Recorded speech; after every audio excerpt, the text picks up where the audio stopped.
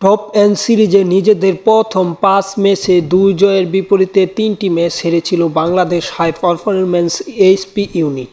তাই সেমির দৌড়ে টিকে থাকতে হলে পার্থ স্কচার্সের বিপক্ষে জয়ের বিকল্প ছিল না এসপি দলের।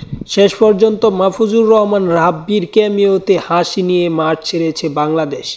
এই জয়ে সেমিতে এক পা দিয়ে রাখল আকবর আলীর দল।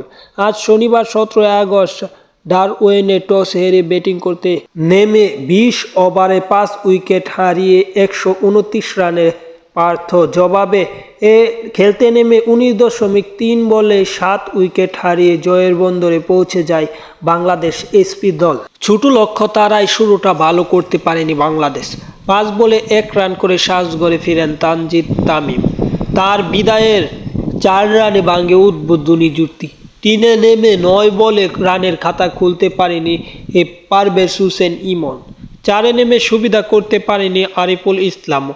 এই তরুণ ব্যাটার ফিরেছেন ৫ বলে ২ রান করে।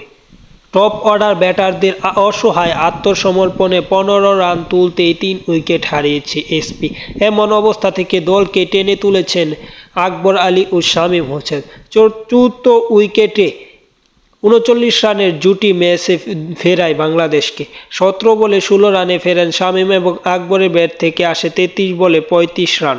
আকবর ফেরার পর দায়িত্ব নিয়ে ব্যাটিং করেছেন রাব্বি। এই তরুণ ব্যাটার ১৩ বলে ৩২ রানের অপরাজিত একটি ইনিংস খেলেন। তার এই দুর্দান্ত ক্যামিওতে জয়ের সমীকরণ মিছিলে এসপি দল বা জয়ে পেয়েছে এসপি দল। এর আগে ব্যাট করতে নেমে ত্যাগো বিলির ৫৬ রান ও বাক্সটার হোস্টেলের ৩৪ রানের সুবাদে লড়াইয়ের পুঁজি পায় পার্থ। এসপির হয়ে ২টি করে উইকেট শিকার করেন রিপন মণ্ডল ও রাকিবুল হাসান। তাছাড়া একটি উইকেট পেয়েছে আবু হায়দার রনি এবং বাংলাদেশ সেমিতে এক পা দিয়ে রেখেছে বলা যায়।